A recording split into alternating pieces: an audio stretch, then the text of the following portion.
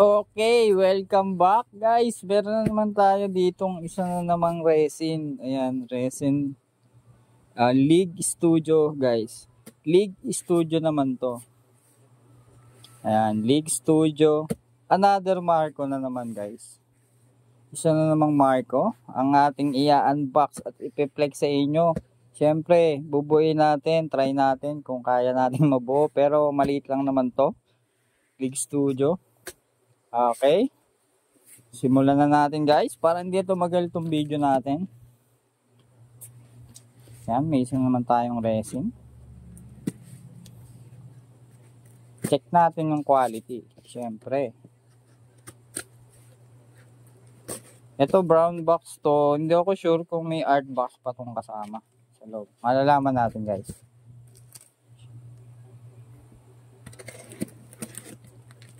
Tingnan natin loob kung may art box pa siya. Yung isa kasi, yung una nating Marco is mapapansin nyo art box na lang, wala namang brown box. Pero wala namang kaso yun guys. Wala namang kaso kahit walang brown box. Pero mas maganda kung may brown box. Pero para sa akin, may brown box o walang brown box, okay lang kasi yung malagay yung figure. Walang issue. Walang issue. Ito may art box. Ayun. Ang lupit guys, box pa lang. Box pa lang, art box pa lang. Okay, tabi muna natin yung kanyang brown box. League Studio, yan resin guys. Safety muna natin dito. League Studio na Marco. Yan.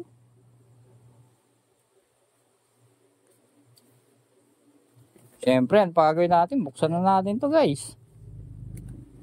Hindi na kayo mainip. Gorara na. Saan kaya ibabaw na ito? Kailangan malaman natin kung saan yung ibabaw guys. Kasi baka baka mahulog eh. Hindi pala nakatape. Okay, okay naman. All goods. League Studio, hindi ko rin alam kung may kasamang card to guys. Ngayon, malalaman natin kung may card ba tong kasama. Ayan, League Studio na Marco. Okay, safety muna natin dun yung box. Hanapin natin yung ibabaw. Okay, ayan yung ibabaw guys. Tanggal natin tape. Another tape sa kabila. Okay, the moment of truth. Wala rin siyang kasamang card guys. Wala siyang kasamang card. Okay, piplex natin syempre. Safety ko muna yung art box niya. Yan, dito tayo para may pagbababaan. Okay, unahin muna natin yung base guys kasi para pag tinayo natin, ito yung base.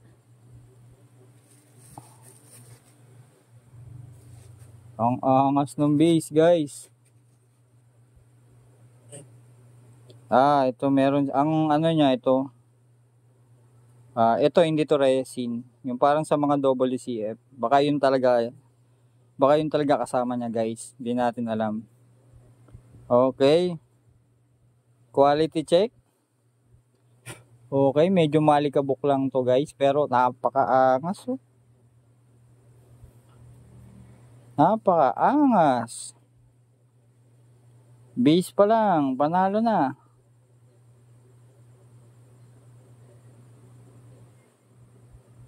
Lupit. Lupit guys.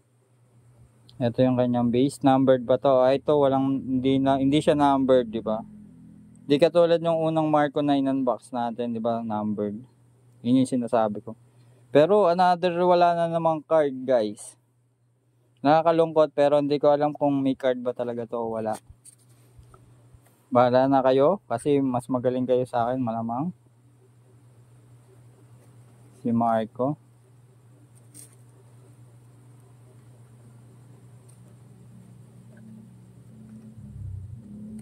Okay, eto si Marco.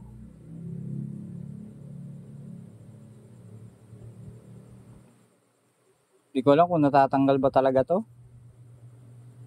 Natanggal ba talaga to or natanggal lang sa glued. Mukhang natanggal sa glued to guys. Kailangan lang i-reglued. Okay, natanggal sa glued. Kailangan lang i-reglued si Marco.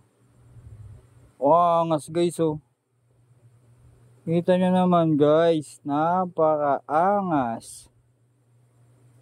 Parang manananggal lang. Wala yung ano.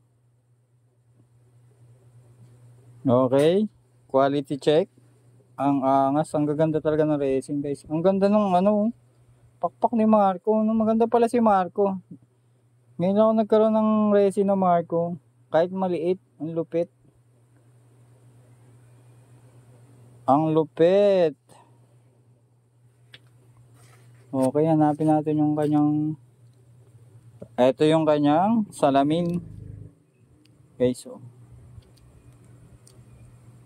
Yung salamin, nakangas yung salamin, oh. Teka, mamaya ako na ipiplex yung salamin. Hanapin muna natin yung ano niya. Yung paa. Parang manananggal eh. Ito siguro. Okay, ito yung kanyang paa. Teka, safety ko muna dito si Marco. Yan.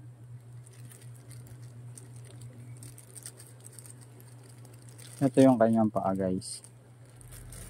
Siyempre hindi pwedeng manananggal si Marco. Okay, kanyang paa. Maliit lang. Kunin na natin si Marco. Sayang lang, pero kailangan lang i-glued to guys. Kailangan lang i-glued. Okay, may magnet. May magnet yung kanyang katawan dito.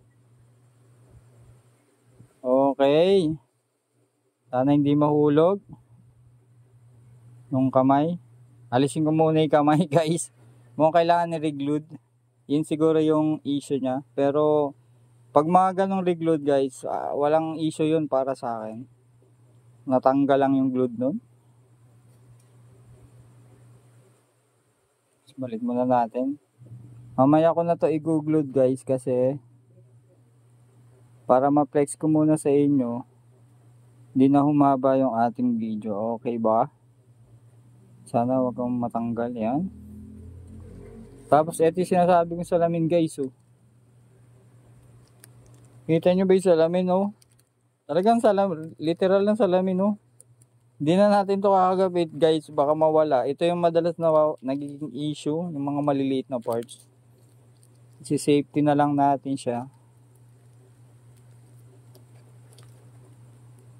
Para sure. Tapos, meron pang isang parts dito. Ayan. Hindi ko na rin muna ikakabit para ma-flex na natin ng mas mabilis sa inyo guys si Marco. Ikakabit ko na to pagkatapos ng video. Okay. Para hindi tumagal guys. Tabi ko muna tong brown box. Safety muna natin yan. Background na natin ng art box si Marco. Siyempre, mismo. Ayan guys. Lupit. Kunin ko lang yung camera ko guys. Flex natin ng mas malapit. Ano pa ba ang gagawin natin dito kundi napakaganda, napakaangas.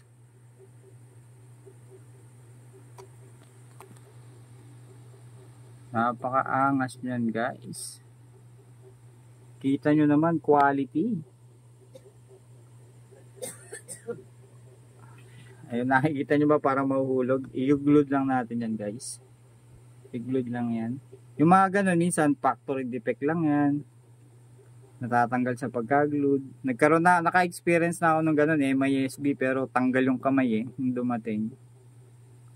Guys, tingnan nyo naman. Napakaangas na ito.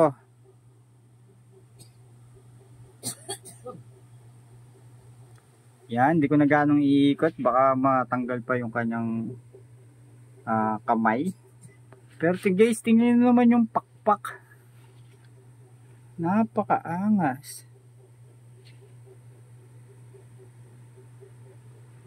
Lupit. Yung isang part siguro dyan nilalagay na yun eh. Yung mga ginto. Yung gintong dahon. Lupit. Ang ganda. Ang ganda. Okay. Maraming salamat na naman guys sa pagsama, sa pag-unbox at pagbuo na rin ng ating Marco na resin. Isa na namang resin. League Studio. Wala naman tayo nakuha ang card pero okay lang yan. Okay.